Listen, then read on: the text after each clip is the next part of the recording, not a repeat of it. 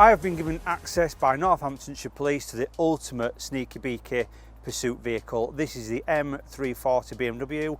Stick with us in the video, I'm going to show you more.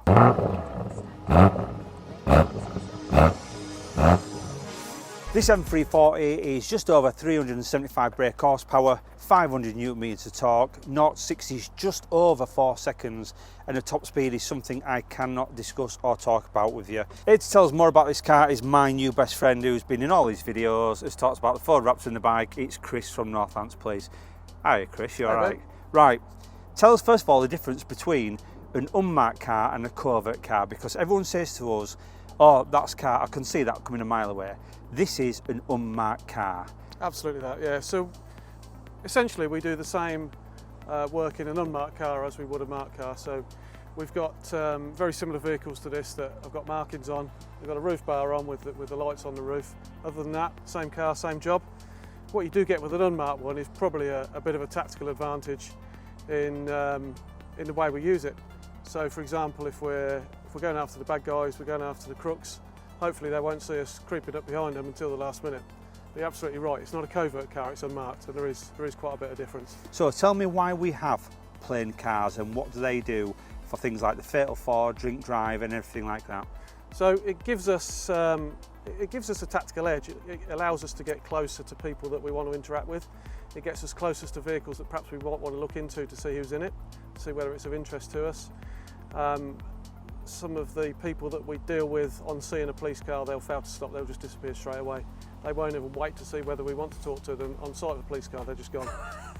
We get that advantage that we can perhaps get a bit closer to it. But not just for pursuits, not just for bad guys, perhaps if we're out enforcing traffic law, so people using their mobile phones, we know they're distracted anyway, they're not concentrating on the road. They're definitely not going to see an unmarked car if it goes the other way or travelling behind them or pulls alongside them on a multi-lane road. So you get the advantage in that respect. But because it's got all the blue lights in it, because it's got all the kit in the boot, if we do deploy to a road traffic collision or come across an incident on the road, then it's got sufficient lighting in it, we can still protect the scene and use it in much the same way as we would a marked car, until a marked car can come over and take over the scene. So it's the same message that we're putting out all the time. So distraction, mobile phone, doing things in the car that perhaps you wouldn't normally do when you're driving, that distract you from putting your full attention onto the road. Mobile phones is probably one of the biggest distractions. Inappropriate speed, excess speed. So we're not necessarily talking about doing 73 in a 70. What we're talking about is people that are driving too fast past schools or built up areas where kids are playing, that sort of thing. So inappropriate use of speed, because we know that does have an impact on collisions. And I've stopped somebody before that swears blind they had 2 pints and they're over the limit. Yeah, exactly. But then when you dig down, they'd had nothing to eat. They'd had a long day, they'd been at work for a long time. Their body wasn't absorbing the alcohol as quickly as perhaps it could have done. I can stand here and say the only safe limit is 0. Yeah, if you've had nothing to drink at all and no drugs, whether they be prescription drugs or otherwise, having nothing is the only sure way of knowing whether you're under the limit or not. Driving isn't a privilege, it's not a right. So basically, if you want to drive a car on the road or a motorcycle, you need to abide by the law. It's simple. You go to a nightclub, you abide by their rules. You go for go-karting, you abide by their rules. You go for deep sea diving, you abide by. So simple fact is road traffic law is there to abide by. Don't drink and drive, don't use drugs and drive. Yeah, couldn't have said it better myself, Ben. Fantastic. Shall we have a look inside? Why not?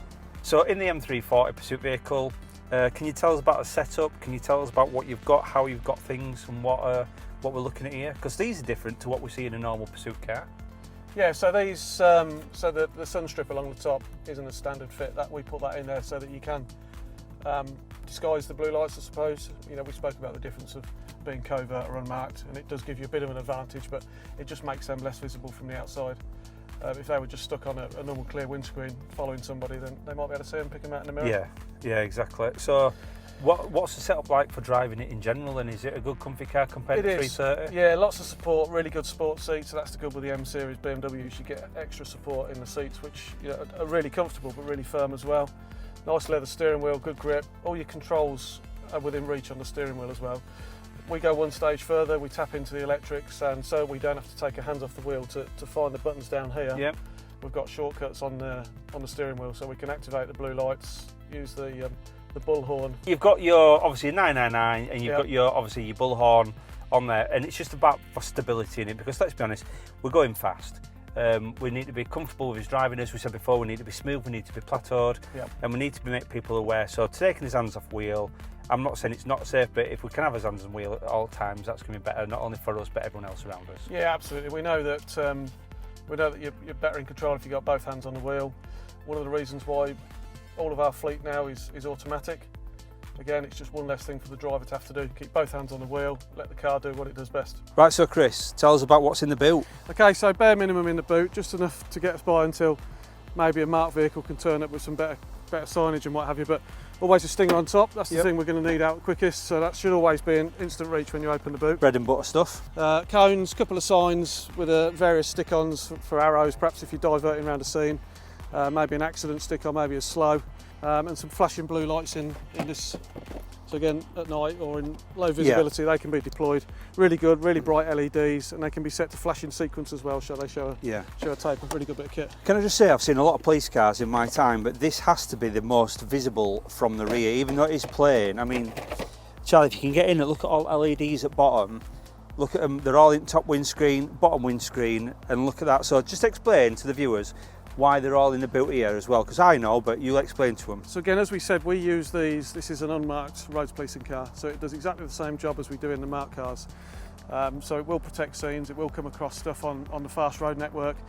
Out and about on the strategic road network, we've got the M1, the A14, the A45 running through Northamptonshire, so busy trunk roads that we're policing. So it's not all about catching the bad guys, you know, it's attending collisions, it's attending broken down vehicles and other stuff that you come across while you're out and about.